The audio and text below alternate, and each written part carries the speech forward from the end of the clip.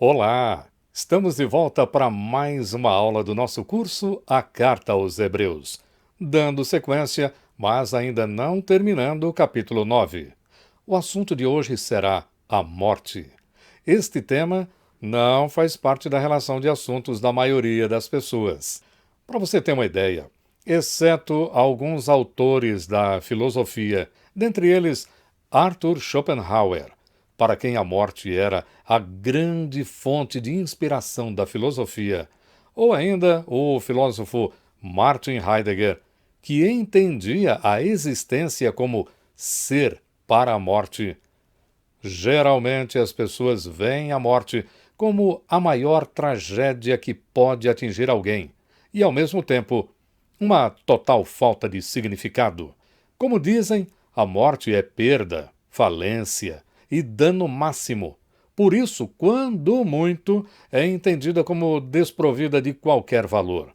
Não sem surpresa, o mesmo pensaram os discípulos de Jesus, tanto durante as menções que ele mesmo fez, ainda em vida, acerca da necessidade da sua morte, quanto em relação à própria crucificação. A morte de Jesus não fazia sentido para os que o seguiam. Por séculos, duas perguntas produziram muita reflexão e material teológico na igreja primitiva e medieval. As questões são: por que Jesus se tornou humano? E por que Jesus morreu? Ambas encontram respostas na Bíblia. Os apóstolos e seus seguidores desenvolveram uma eficaz teologia do sacrifício de Jesus que responde muito sobre tudo isso. De fato, nesse capítulo 9 de Hebreus que estamos estudando, o autor está aprofundando o tema da morte de Jesus e seu significado. Vale lembrar que no tempo do autor de Hebreus, a Bíblia era apenas o Antigo Testamento. Por isso, como um pensador bíblico, ele argumenta sempre a partir do Antigo Testamento. É o que vemos nesta sessão, quando o pregador faz 3 pontos ao olhar para a função do sangue na antiga aliança, e aí comparar tudo aquilo com a nova aliança. Aqui vemos que este sangue, isto é, esta morte, este sacrifício, teve 3 significados. O primeiro, ele foi redentor. Está ali no versículo 15. O sangue foi também confirmador do testamento dos herdeiros. Versículos 16 a 17. E, finalmente, purificador, de 18 a 22. Antes de adentrarmos no estudo, vamos conhecer nosso texto desta aula. Hebreus capítulo 9, de 15 a 22. Por isso mesmo ele é o mediador da nova aliança, a fim de que, intervindo a morte para a remissão das transgressões que havia sob a primeira aliança, recebam a promessa da eterna herança aqueles que têm sido chamados. Porque onde há testamento é necessário que intervenha a morte do testador, pois um testamento só é confirmado no caso de mortos, visto que de maneira nenhuma tem força de lei enquanto vive o testador. Pelo que nem a primeira aliança foi sancionada sem sangue, porque havendo Moisés proclamado todos os mandamentos segundo a lei a todo o povo, tomou o sangue dos bezerros e dos bodes com água e lã tinta de escarlate e hisopo e aspergiu não só o próprio livro, como também sobre todo o povo, dizendo: este é o sangue da aliança, a qual Deus prescreveu para vós outros. Igualmente também aspergiu com sangue o tabernáculo e todos os utensílios do serviço sagrado. Com efeito, quase todas as coisas segundo a lei se purificam com sangue, e sem derramamento de sangue não há remissão. Conhecido o texto, vamos então à primeira parte do nosso estudo. Sangue remidor. Versículo 15. O versículo 15 nos diz que a morte de Jesus tem um efeito profundo. É por ela que se obtém remissão das transgressões cometidas debaixo da primeira aliança. Qual o efeito disso? Jesus é mediador de uma nova aliança. Jesus não é um mediador que apenas intervém entre duas partes e negocia entre elas externamente, algo que, claro, esperamos acontecer com qualquer mediador. Não. Jesus, ele sustenta ambas as partes nele mesmo, uma vez que é Deus e humano ao mesmo tempo. Sua oferta de si mesmo o torna ao mesmo tempo sacrifício e sacerdote. Essa aliança feita por Jesus é boa não só porque é nova, e a outra é ruim porque é velha. Nova aqui, no versículo 15, não significa novidade do momento ou alguma moda, mas uma coisa que nunca se poderia imaginar, algo completamente diferente de tudo que se poderia esperar. A nova aliança é, portanto, inédita. A razão, ou seja, por isso, ou a fim de que, de acordo com a tradução que você disponha, é que o sangue de Cristo é capaz de purificar a consciência, de afastar o pecado e promover relacionamento o mais íntimo com Deus. Na primeira aliança não poderia haver redenção das transgressões sem a morte de um animal em sacrifício. O mesmo ocorre na segunda aliança, mas com uma diferença. No caso da morte de Cristo, o resultado é o cumprimento da promessa de uma eterna herança. Aqui vemos uma diferença básica entre a primeira e a segunda alianças. A primeira foi feita sobre obediência, algo que vemos em Êxodo capítulo 24, versículo 7. E tomou o livro da aliança e o leu ao povo, e eles disseram: tudo o que falou o Senhor faremos e obedeceremos. Já a segunda aliança tem por base uma promessa, herança eterna. Não se trata de herança terrestre, passageira, mas de qualidade superior, que não pode passar, nem se desgastar, nem ainda ser perdida, porque é eterna, como já foi explicado em aula anterior aqui no curso. Além disso, vemos que a morte de Jesus foi remidora dos santos da antiga aliança. Isso significa que Deus fez a primeira aliança de olho na segunda. Vamos entender isso melhor. Quando a lei do Senhor era quebrada, havia uma transgressão. Por causa disso, o adorador ficava impedido de se aproximar de Deus.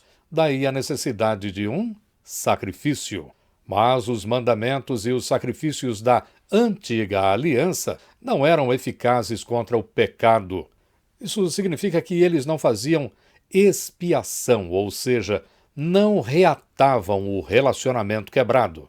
Apenas promoviam santidade e purificação externas, chamadas de cerimonial. Tanto isso é verdade que o pecador continuava sem poder se aproximar de Deus em intimidade. A lei não podia salvar e Deus não podia deixar passar, porque ele é santo e justo. Ou Deus destruía o seu povo pecador, ou seguia com o povo, buscando perdão para os seus pecados. Mas como Deus também é amor misericordioso e bondoso, ele escolheu o segundo caminho. A solução é Jesus Cristo. O único modo de se obter perdão de pecados é por meio de Jesus Cristo. Isso tanto valeu para as pessoas do passado, como para as de hoje e de amanhã. Dessa forma, a herança de que se fala aqui está ligada também a Jesus. Sim, é isso mesmo. Veja, se Jesus é chamado herdeiro de todas as coisas, como vimos no capítulo 1, versículo 2, e nós somos seus irmãos, de acordo com o capítulo 2, versículo 11, então, por causa da sua morte, passamos a participar da herança que ele ganhou. Mas essa herança é somente para os chamados, ou seja, os participantes da chamada celestial. E isso quer dizer aqueles que respondem com fé ao chamado do céu, à salvação trazida por Jesus. Isso nos leva à próxima divisão do nosso estudo. Sangue que atesta. Versículos 16 e 17. Agora o autor faz um jogo de palavras com os termos aliança e testamento. A palavra grega usada aqui no texto é diatheke, a mesma tanto para aliança quanto para testamento. Mas qual a diferença entre estes dois termos?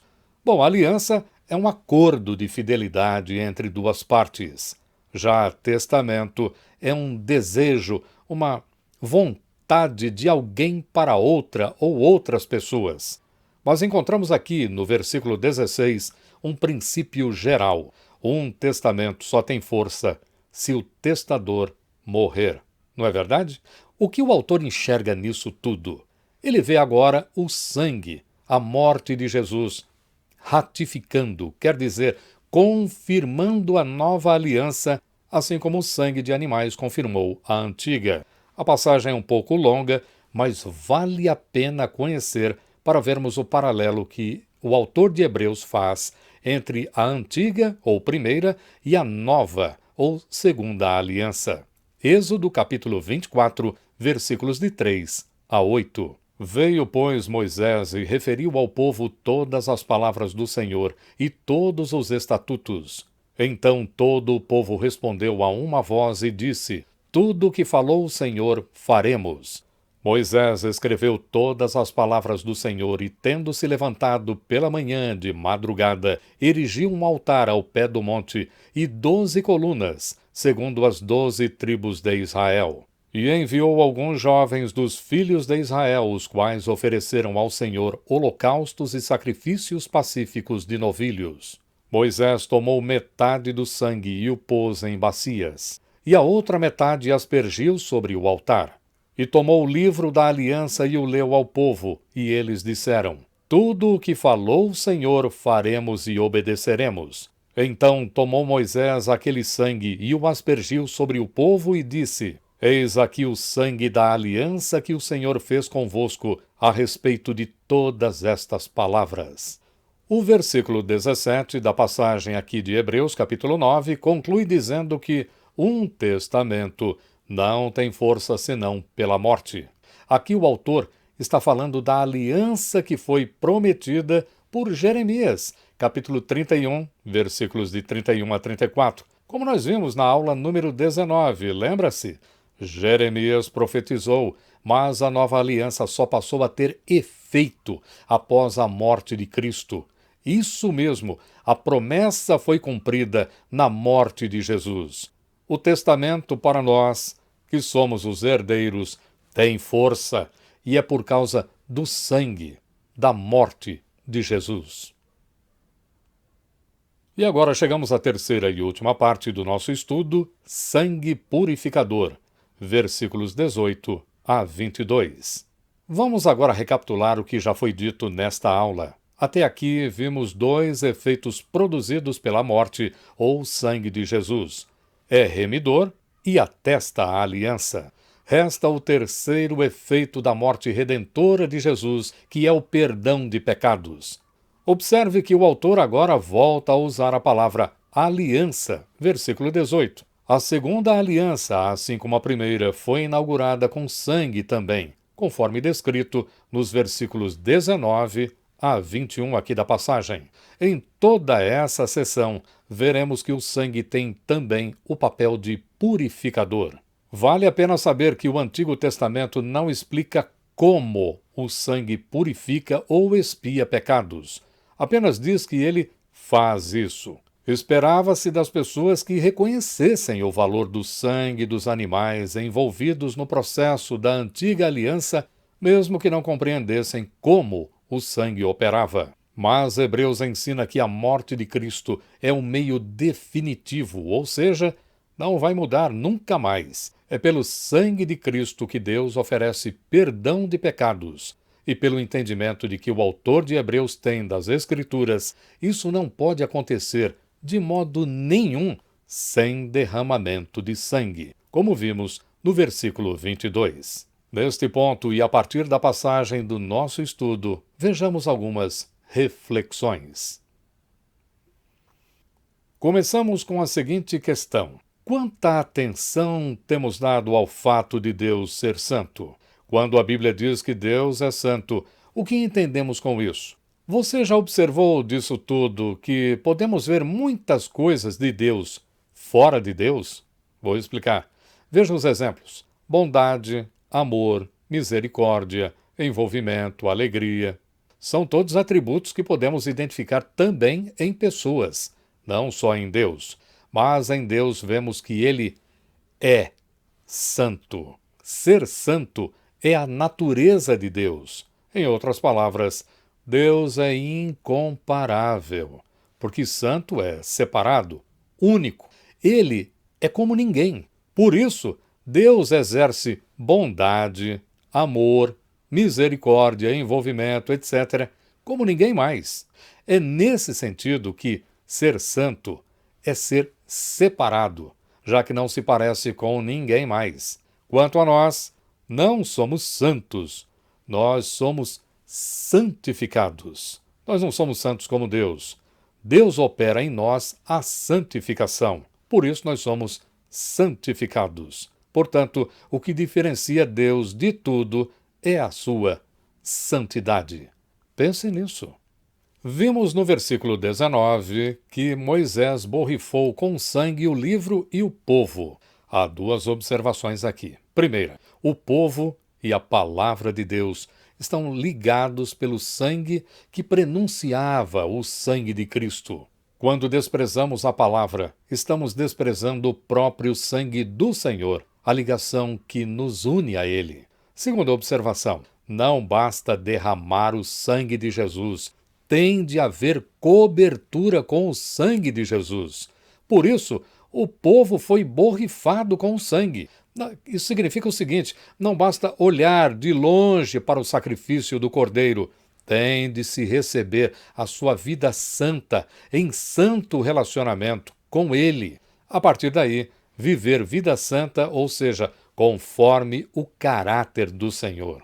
Outro ponto importante. Há várias passagens na Bíblia, mas esta mostra explicitamente que salvação não é conquista, mas herança. Ninguém pode dizer que conquistou uma herança, porque quem faz o testamento deve ser livre para dar, segundo a sua vontade, não porque foi coagido.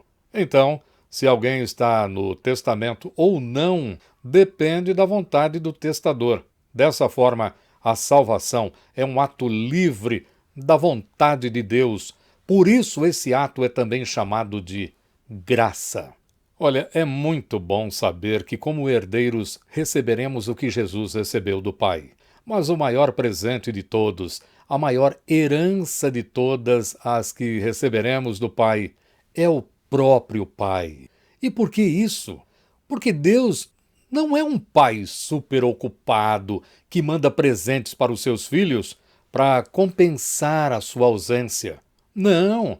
Seu maior presente é Ele mesmo, a sua presença com os seus. Não é o que todo filho espera de seu pai? É assim que devemos interpretar parte da promessa de Jeremias que diz: Eu serei seu Deus e eles serão meu povo. Essa herança só receberemos por causa da vida, do sangue, do sacrifício, da morte de Jesus. É isso. Final de mais uma aula. Na próxima exposição do Texto Santo, não só terminaremos o capítulo 9, como veremos que Jesus fez também a purificação do santuário celeste. Qual a necessidade disso tudo? Saiba quando nos reunirmos de novo. E se você gostou desta ou de outra aula, sinta-se livre para compartilhar este conteúdo com um amigo ou amiga.